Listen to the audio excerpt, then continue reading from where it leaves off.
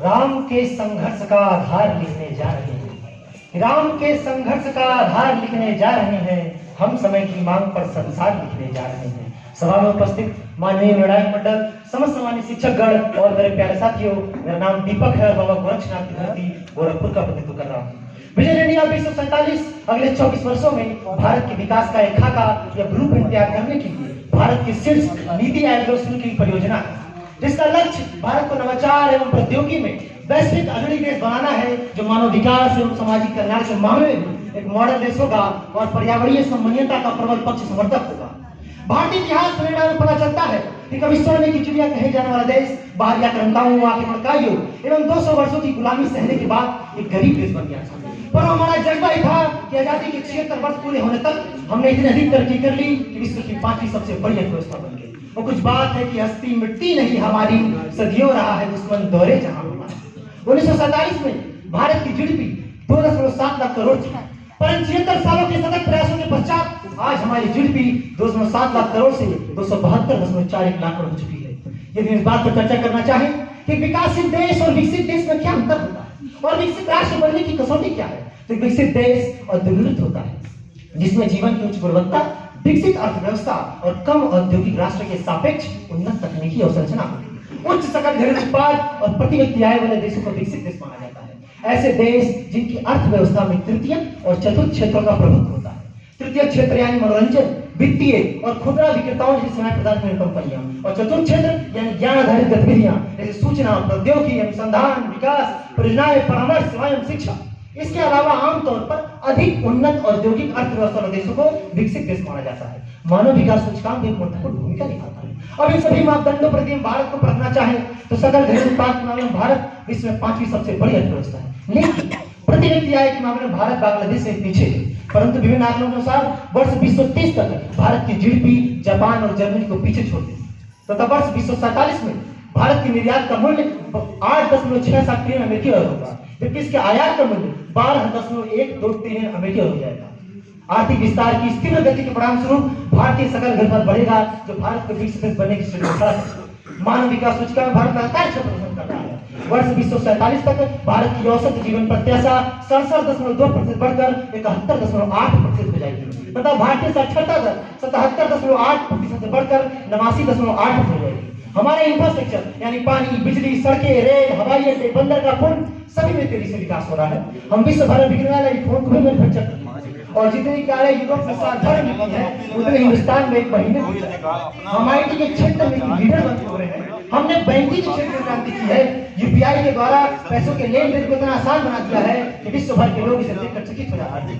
आत्मनिर्भर Bharat make in India का लोहा तो पूरा विश्व मानता है। विभिन्न रिपोर्टों के अनुसार भारत की आबादी 1.4 बिलियन से अधिक है, जिसमें 40% से अधिक लोग 25 वर्ष से कम आयु के हैं और युवा ही होंगे जो भारत को विकसित देश बनाने में सबसे अग्रणी भूमिका निभाएंगे। भारत अपने कार्यों पर चिन्हों को कम करने और अपने पर्यावरणीय गुणवत्ता के लक्ष्य के साथ आगे बढ़ रहा है। यदि हम चुनौतियों की चर्चा करें तो विकसित अर्थव्यवस्था की राह पर आगे बढ़ते हुए भारतीय अर्थव्यवस्था मध्यम आय जाने लग जाती है। प्रति व्यक्ति आय के 5,000 से 6,000 अमेरिकी डॉलर पहुंचने के बाद ये अधिक तेजी से आगे नहीं बढ़ पाती, लेकिन विकसित अर्थव्यवस्था की राह पर आगे बढ़ने के लिए इसको 12,000 अमेरिकी डॉलर लाना अनिवार्य है। दूसरी बड़ी समस्या है वृद्ध होती जनसंख्या। वर्ष 2047 में यह जनसंख्या 1.64 बिलियन के शीर्ष स्तर पर पहुंच जाएगी, लेकिन फिर गिरावट के साथ वर्ष 2100 में 1.45 बिलियन हो जाएगी, जिसमें अपेक्षाकृत वृद्धों की संख्या अधिक होगी। और जब वृद्धों की संख्या अधिक होगी तो हमारी जीडीपी का एक बहुत बड़ा हिस्सा इन्हें पेंशन देने में चला जाएगा। हमें श्रम की कमी महसूस होगी तथा बढ़ते स्वास्थ्य के साथ इनकी देखभाल करना हमारी कई महत्वपूर्ण जिम्मेदारियों में से एक हो जाएगा। भारतीय अर्थव्यवस्था 8% की बेहद आसान दर से बढ़ रही है, लेकिन विकसित अर्थव्यवस्था बनाने के लिए इसे 9% की औसत वृद्धि दर पर लाना होगा। कृषि क्षेत्र की उत्पादकता एवं प्रतिस्पर्धात्मकता में सुधार करना आवश्यक है, जो जीडीपी में 70% हिस्सा रखती है। चीन, पाकिस्तान एवं अन्य पड़ोसी देशों से बढ़ते तनाव एवं रूस और अमेरिका से बढ़ते संबंधों में भारत एक जटिल एवं गतिशील भू राजनीतिक माहौल का सामना कर रहा है, जिससे उभरने की आवश्यकता है। यदि हम आगे की बात करें तो भारत को विदेशी निवेश को आकर्षित करना होगा, मध्यम वर्ग को बढ़ावा देना होगा, श्रम बल की भागीदारी बढ़ानी होगी, खासकर महिलाओं, नई शिक्षा नीति और कौशल भारत मिशन जैसी योजनाओं को और लाना होगा, जिससे सरकारी स्कूलों में शिक्षा का स्तर बढ़े और हम उत्तम रोजगार पैदा कर सकें। हमें इंफ्रास्ट्रक्चर में अधिक निवेश करना होगा। हमें गुड गवर्नेंस पर ध्यान देना होगा। गवर्नेंस जिसमें 4 चीजें आती हैं: पुलिस, जुडिशरी, हमारी न्यायपालिका। हमारी न्यायपालिका न्याय तो करती चीजें को संज्ञान करने में बड़ा वक्त आ जाता है, जबकि विकसित देशों में ऐसा नहीं पाया जाता। दूसरा, पुलिस, जैसी छवि विकसित देशों में जनता और पुलिस के बीच पाई जाती है, वैसी छवि भारत में नहीं पाई जाती। हमें इस छवि पर काम करने की आवश्यकता है। और तीसरा है विरुद्ध, जिसे स्टील फ्रेम ऑफ इंडिया कहते हैं। अगर स्टील फ्रेम ऑफ इंडिया में भ्रष्टाचार रूपी जंग में लगेगा तो भारत के विकसित देश बनने का सपना ही रह जाएगा। और हमें ऐसे कार्य कर सकता है जिनका काम सिर्फ कागजों पर ना हो, कि तुम्हारे कागजों पर गांव का मौसम गुलाबी है मगर यहाँ का झूठा है दावे की तारीफ है। चौथा है पार्लियामेंट, जहाँ 30% से अधिक MP MLA ऐसे हैं जिन पर क्रिमिनल केस दर्ज है। ये हमारा नैतिक दायित्व है कि हम ऐसे लोगों को चुनकर अपने प्रतिनिधि बनाए जो भारत के विकास को पंख दे, न कि इस पंख को तलन लगे।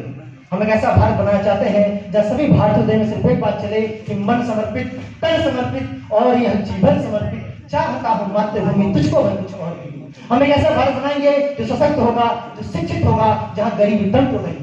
अंत में यही कहूंगा कि अगर विकसित भारत बनना है तो गुलामी की दास्ता से मुक्त विकसित भारत, जिसमें विरासत साथ विकास हो, तसल्ली से तरक्की हो, अनेकता में एकता, जो भारतीय संस्कृति की खूबसूरती है वो बनी रहे। जैसे सभी सरकारी कामों में शुचिता हो, निष्पक्षता हो, पारदर्शिता हो, जहाँ सभी भारतीय हृदय में सर्जन हिताय सर्जन सुखाय की भावना चलती है। सब निकल पड़े हैं प्रण करके, अपना तन मन अर्पण करके, जित है एक सूर्य उगाना है, अंबर से ऊंचा जाना है, एक भारत नया बनाना है। धन्यवाद। जय हिंद, जय भारत।